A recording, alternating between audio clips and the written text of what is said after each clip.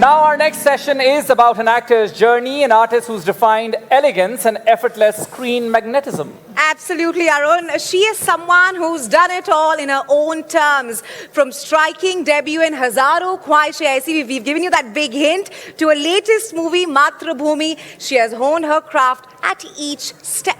Please welcome with a round of applause Chitrangda Singh in our next session, Hazaro Khwaishein Aisi, in conversation with NDTV's Meenakshi Kandwal.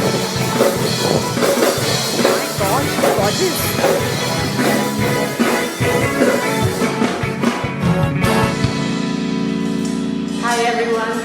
I have one for you. Who are the ones who were saying the Gen Z thing just before me? So there's another one, somebody asked me that you are coffee. Can anyone guess what that means?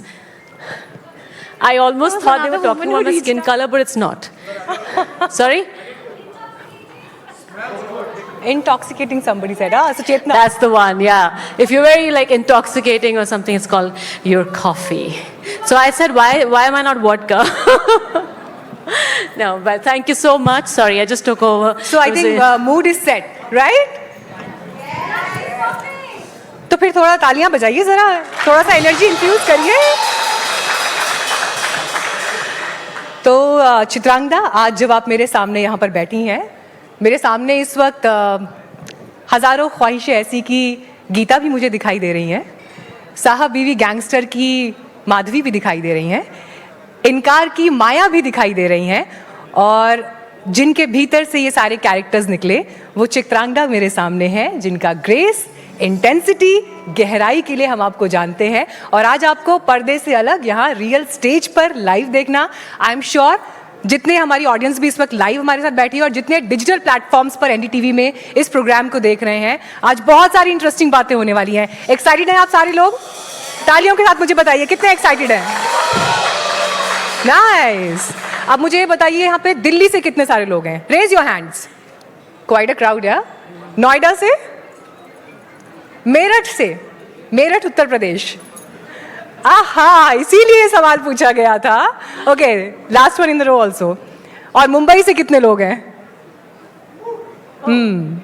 The one in the last row.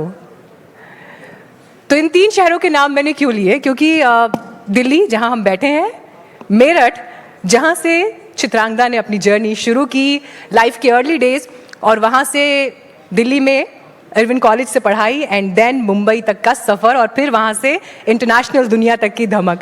तो ये सब कुछ जब एक छोटे शहर से निकलकर आप बड़ी दुनिया में अपनी बड़ी जगह बनाते हैं, तो नाम बनता है चित्रांगदा सिंह का. चित्रांगदा, एक बार फिर आपका मैं स्वागत करते हो यहाँ पर. Thank you so much, thank you so much. तो मेरठ में वो जो एक प्यारी सी लड़की थी जो आंखों में बहुत सारे सपने लेकर सोफियाज में पढ़ने जाती थी, उस समय उसने सोचा था उसे एक्ट्रेस बनना है, या कुछ और था दिमाग में? बिल्कुल भी नहीं, और बहुत सारे सपने थे ही नहीं. ऑनेस्टली मुझे ऐसा लगता है कि व्हेन आई लुक बैक कि मेरे से ज़्यादा अनएम्बिशियस शायद कोई लड़की होगी. मैंने सच में, आई एम टेलिंग यू, मैंने ऐसा कुछ भी नहीं सोचा था. इनफैक्ट मैं दिल्ली कॉलेज करने भी नहीं आना चाहती थी, क्योंकि I was a very introverted person. मैं और मेरा एक बड़ा भाई है, and he is very extroverted. तो होता है ना, एक आप और ज़्यादा सहम जाते हो, आप और भी ज़्यादा you know go into yourself. So I was somebody who would be like hiding अंदर, मम्मी बुलाएंगी कि आओ मिलो लोगों को, you know, like घर पे कोई आया types. So I was like that. So I had no idea कि मुझे लाइफ में क्या करना है, and मुझे ऐसा लगता है कि वो भी ठीक है. If I'm sharing today, I think it is okay. Sometimes life has its own way of taking you somewhere. तो इतना जो आजकल प्रेशर होता है ना कि आप क्या करेंगे, आपको क्या करना है, क्या बनना है, it's okay, it will come to you, you know, मुझे ऐसा लगता है. सो मेरी कोई ऐसे कुछ आई वाज़न्ट. और मुझे ऐसा लग रहा है कि जितने यंग हमारे साथ स्टूडेंट्स यहाँ पर हैं, और घरों में जिस किसी को भी डांट पड़ी होगी कि तुम्हारा कोई एम्बिशन है या नहीं है, उनके लिए चित्रांगदा सिंह यहाँ पर एक लाइव एग्जाम्पल की तरह है. और आज के हमारे शो में हमने एक टैगलाइन यूज़ की थी, सब संभव है. That I believe in, that I totally believe in. सच में, मतलब चाहे सपने थोड़े देर से आए या जल्दी आ जाएं, लेकिन सब कुछ संभव है, and there is a time for everything. So just the only thing that I believe in honestly is be ready, you know, that work on yourself. एक ये एक चीज़ थी जो my dad would also keep telling me, keep working. ऐसा नहीं है कि आपको सवेरे उठ के अगर आपको एक्सरसाइज करनी है या कोई स्पोर्ट खेलना है तो आप स्पोर्ट्समैन ही बनेंगे, but you just ready, you just working on your self every day. I think वो एक बहुत ज़रूरी चीज़ है, to continuously be working on your self. 2005 में आपने डेब्यू किया और इंडस्ट्री में आते ही आपने तहलका मचा दिया. 2005 का वो वक्त ऐसा था, चित्रांगदा को पहली बार स्क्रीन पर जिसने देखा, उनके पास चित्रांगदा के लुक्स से लेकर, उनकी इंटेंसिटी से लेकर, उनकी आईज से लेकर, उनके डायलॉग डिलीवरी से लेकर हर बात पर कोई बात कहने के लिए थी. लेकिन मुझे ये पूछना है आपसे, आपके करियर चॉइसेस में फिल्म्स में एक पर्टिकुलर पैशन दिखता है, एक चॉइस दिखती है, एक सेलेक्टिव अप्रोच दिखती है. ये सोच कर किया, प्लान करके किया, या you are going with the flow? I think I was waiting for the BGM. I think कुछ half and half, you know. I think हर चीज़ आपके हाथ में नहीं होती है.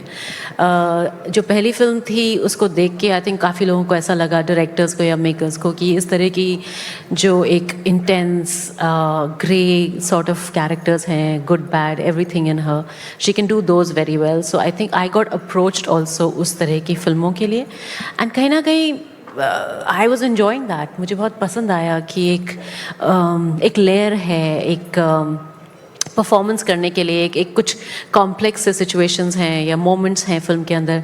सो maybe sometimes you know आप you also discover yourself as an actor धीरे धीरे हर रोल प्ले करके. लाइक जैसे आपने इनकार का बोला, एक I don't know how many people have seen, there is a film called Inkaar with Arjun and me, and उसके अंदर लाइक जब मैं वो उसको प्ले किया रोल को, that's when I realise that so many women don't just want to be ambitious and strong, they always remain vulnerable and weak at the same time. And सबसे difficult life में मुझे लगता है कि I don't know how many women here will agree or not, लेकिन to balance that, क्योंकि we are instinctively vulnerable, you know, हम instinctively emotional beings हैं, but when you want to be out there in the world, तो वो जो एक balance maintain करना होता है. So I really found out a lot about myself I think through the film. और या पता नहीं, फिर then they also came to me for item song, I don't know why. Career के ये सारी चॉइसेस अगर आज आप डेब्यू कर रही होती तो भी यही होते?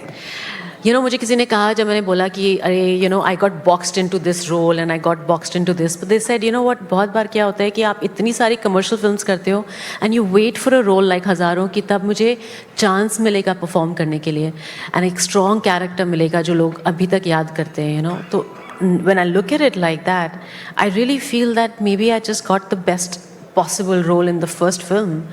So I think yeah, I should be. अगले सवाल पर जाऊंगी, क्योंकि हज़ारों ख्वाहिशें ऐसी की बातें हो गई और बावरा मन की बात ना हो. बावरा मन अभी भी सुनती हैं आप? थोड़ा सा म्यूजिक आ जाए तो मज़ा आ जाएगा. बावरा मन आपको मैं बताऊं कैसे हुआ. आई डोंट नो कितने लोगों ने सुना है. कितने लोगों ने सुना है? अभी नहीं सुना तो आज ही आपको सुनना पड़ेगा. हाँ, जाकर हमें लगा आई इंसिस्ट. सो बावरा अभी स्वानंद किरकिरे उसमें असिस्टेंट थे, और वो ऐसे ही उन्होंने ये गाना ये लिखा था, तो वो जब हम शूट कर रहे थे एक सीन, वो ऐसे गा रहे थे उस गाने को, तो सुधीर जो हमारे डायरेक्टर हैं उन्होंने वो सुना एंड उन्होंने कहा कि ये क्या है, you know what was that, and उन्होंने फिर से गा के सुनाया पूरा. वो क्लासिकल सिंगर भी हैं, but he wasn't a professional singer at that point.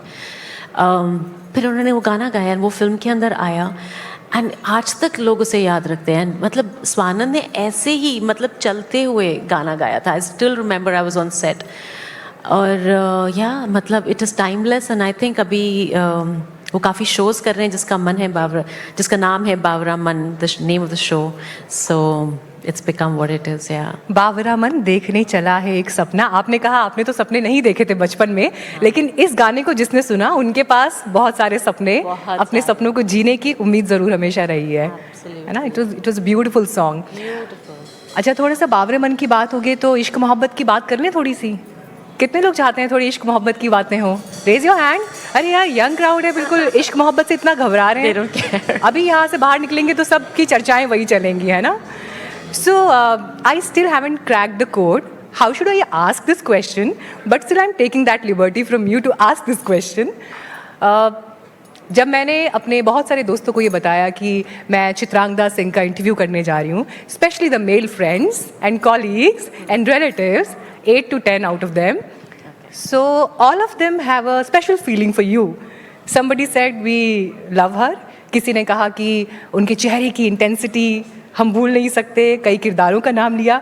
तो आपसे मैं ये पूछना चाह रही हूँ, ये मेल अटेंशन जो आपकी तरफ सिंस योर फर्स्ट रोल, जब भी आप पहली बार पर्दे पर आई तब से लेकर अब तक जिस तरह से आता है, आपको पहली बार कब रियलाइजेशन हुआ इस बात का, खुद को आईने में देखते हुए या गुजरते हुए, कि कुछ अलग है, कुछ अलग तरह से लोग देख रहे हैं या बात कर रहे हैं?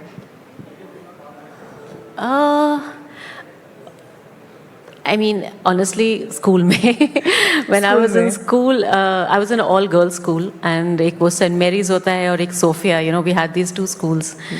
So जब inter school हमारे कुछ events होते थे, so that's the time that I would be a little like okay. But मैं सच बता रही हूँ, मुझे ऐसा कभी भी नहीं लगा कि there is something very special about me. I was a very dusky girl even then, and ऐसा होता है ना North India में the whole idea of beauty is very different, and उतने साल पहले तो इतनी awareness भी नहीं थी.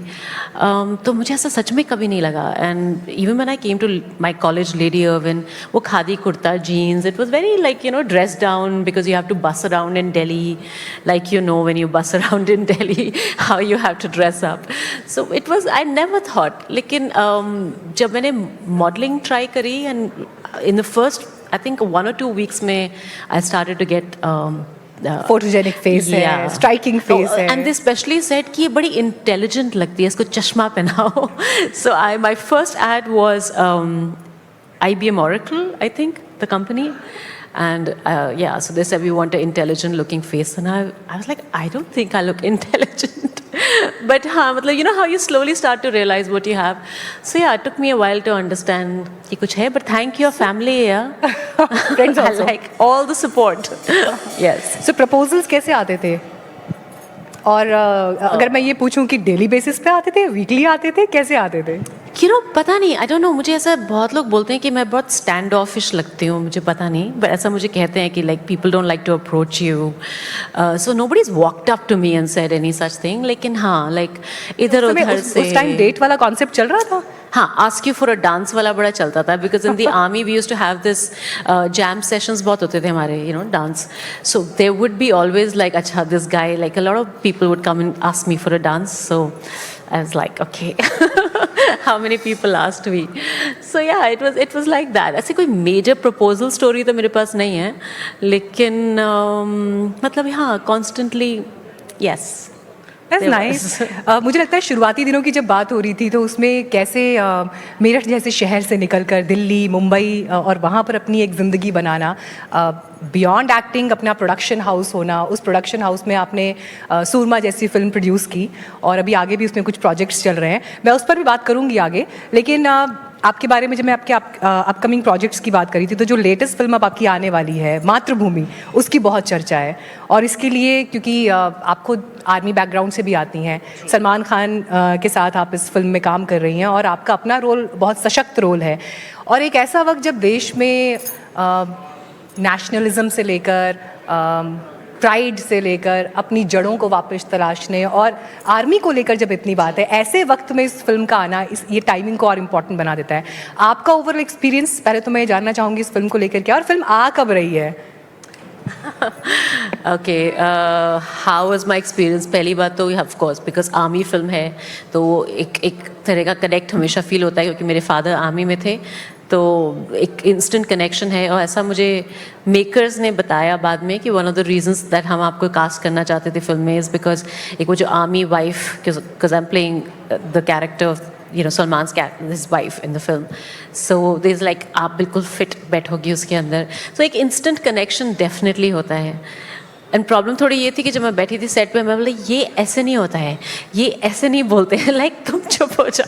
आई am like but you have that training otherwise from your, like you know कि ये कैप कैसे पहनना है, या फिर you know how many the pips do you have, how many stars you have.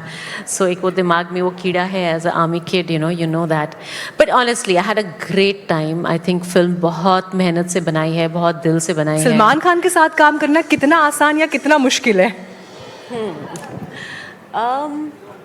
See, बहुत लोग बात करते हैं सलमान के बारे में कि वो ऐसे हैं वैसे हैं, मुझे भी बहुत सारे टिप्स दिए गए थे जैसे कि मतलब you know that you have to be ready if he is not on time and things like that and sometimes schedule बहुत stretch हो जाएगा शायद या ऐसा कुछ, लेकिन सच में ऐसा कुछ भी नहीं हुआ।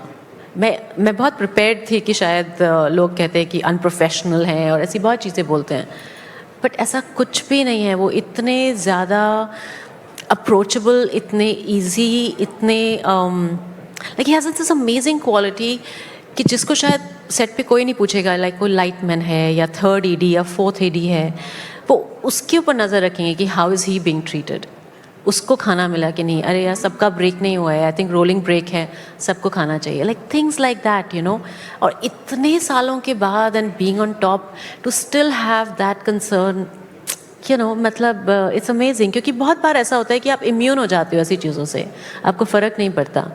सो he is not like that and I mean I just want to share this कि एक मेरा सीन था, क्योंकि लोग ऐसा कहते हैं कि वो सेट पे नहीं आते हैं, मॉर्निंग में नहीं आते हैं। सो आई वाज शूटिंग अर्ली, मेरा कोई 10 बजे का कॉल टाइम था एंड मेरा ही सीन शूट हो रहा था उस दिन, एंड उनके सिर्फ वो थे मतलब you know on the call, but he was on set, he is like नहीं मैं खुद I will be there, I want to be there, it's an important scene for her, so he was there.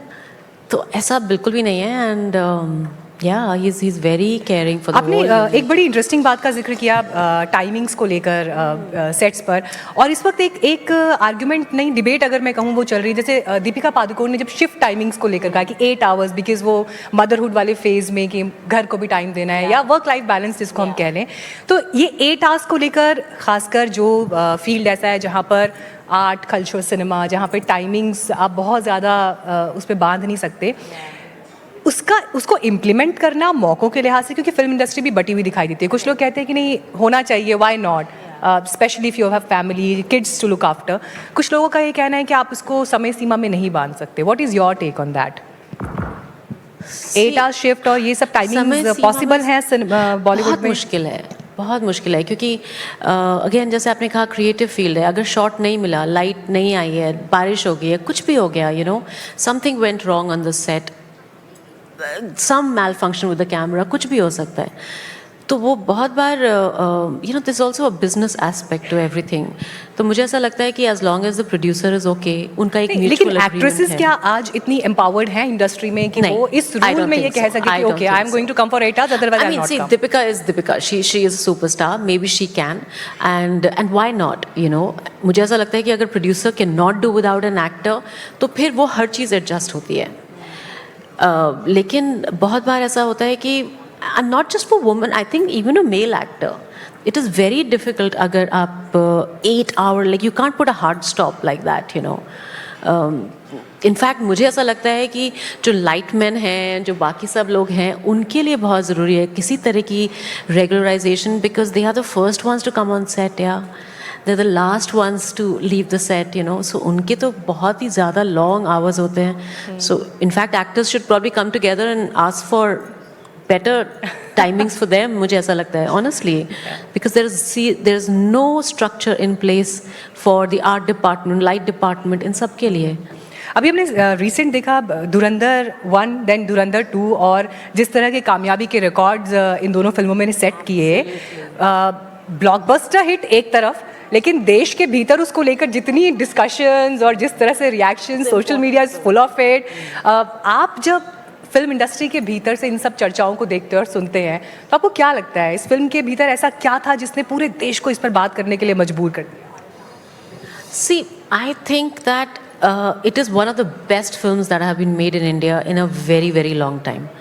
वो सिर्फ ये नहीं है कि आपने ये मुद्दा उठाया इसलिए इतनी ज़्यादा उसके बारे में बात हो रही है, चर्चा हो रही है या डिस्कशंस हो रहे हैं, वो इसलिए भी because the way the story is told, चाहे वो फिल्म मेकिंग में आप उसकी कॉस्ट्यूम्स हैं, आर्ट है, of course performances, direction, every single detail, वो इतना ज़्यादा they almost imperative to watch that film, not just for the story but because of the film making, the experience इतना।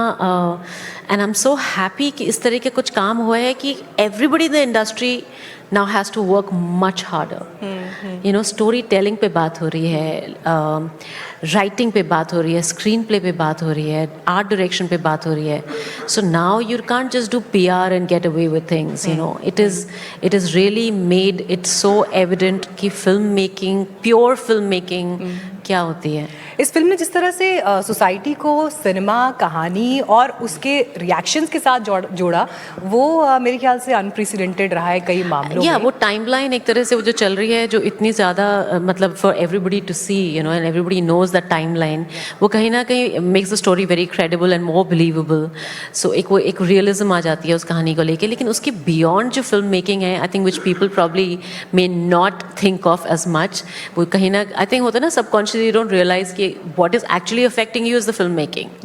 So me as a film person, I think it's the best thing that's happened to Indian cinema. एक सवाल मैं आपसे ज़रूर पूछना चाहूँगी इस बात पर, ये फिल्मों से थोड़ा अलग, क्योंकि पार्लियामेंट में अभी रिसेंटली वेमेन रिजर्वेशन बिल के संशोधन के लिए 2 दिन का स्पेशल सेशन बुलाया गया था. 2023 में पहले ही बिल पास हो चुका है, अब उसमें अमेंडमेंट्स को लेकर. लेकिन बड़ी चर्चा चली हुई है इस बात को लेकर कि जब महिलाओं को आरक्षण मिलेगा तो बहुत से ज़्यादा महिलाएं पॉलिटिक्स में आएंगी, उनका रिप्रेजेंटेशन बढ़ेगा और ये एक अलग तरह से वुमेन एम्पावरमेंट होगा. क्या कल को फ्यूचर में हम कभी चित्रांगदा सिंह को पार्लियामेंट की तरफ जाते हुए, लोकसभा की तरफ जाते हुए या पॉलिटिकल पार्टी की तरफ जाते हुए देख सकते हैं? I mean it's may be too early to ask you that, but still have you ever thought of it? और स्पेशली जब कि आरक्षण अब महिलाओं के लिए हो गया तो नहीं, वो बहुत अच्छा है. आई थिंक वो रिप्रेजेंटेशन बहुत ज़्यादा ज़रूरी है ऑफ वुमेन. वो आई think, I mean the government is doing a great job, that's fantastic. लेकिन मुझे नहीं लगता कि बहुत बड़ी रिस्पॉन्सिबिलिटी है. 33% मिल जाएगा तो उसके बाद हमें चाहिए ना हमारी बहुत सारी महिलाएं जो स्कूल में आके और एम्पावरमेंट लेकर आए. Okay, I don't no. क्या पता हम चित्रांगदा सिंह को कभी पार्लियामेंट में बोलते हुए सुने. वेल, लाइक आप सब कुछ संभव है, आपने कहा था अभी थोड़ी देर पहले. अरे वाह, क्या बात तो है. हो सकता है. चलिए, आपकी पूरी जर्नी बहुत इंस्पायरिंग रही चित्रांगदा, और जिस बात के साथ आपने खत्म किया कि सब संभव है, आई एम श्योर आज इसी मैसेज को लेकर जो यंग ऑडियंस भी हमारे साथ है वो जरूर जाएगी. But thank you so much आज यहाँ हमारे बीच आने के लिए और अपनी इतनी स्पेशल जर्नी हमारे साथ शेयर करने के लिए. Thank you very much. Thank you.